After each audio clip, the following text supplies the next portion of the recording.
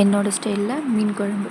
எண்ணெய் காஞ்சதும் கடுகு, கொஞ்சம் சீரகம், வெந்தயம், கருவேப்பிலை இதெல்லாம் நல்லா பொரிஞ்சோடனே இடித்து வச்சுருக்க பூண்டு, சின்ன சின்னதாக நறுக்கி வச்சுருக்க சின்ன வெங்காயம் எல்லாம் போட்டு நல்லா வதக்கிட்டு கொஞ்சமாக மஞ்சள்தூள், அதுக்கப்புறம் அரைச்சி வச்சுருக்க தக்காளியை போட்டு நல்லா மிக்ஸ் பண்ணி விட்டுடணும்.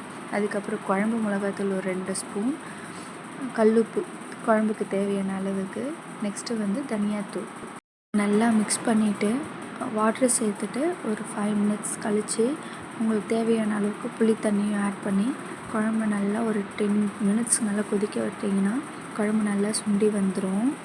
சுண்டி வந்ததுக்கப்புறம் எந்த மீன் வச்சுருக்கீங்களோ அந்த மீனை ஃபுல்லாக போட்டுட்டு ஹை ஃப்ளேம்லேயும் இல்லாமல் லோ ஃப்ளேம்லேயும் இல்லாமல் மீடியம் ஃப்ளேமில் ஒரு 5 மினிட்ஸ் நல்லா கொதிக்க வச்சு எடுத்திங்கன்னா மீன் குழம்பு ரெடி. இவ்வளோ பெரிய தலை இல்லை, வாங்க சாப்பிட்லாம்.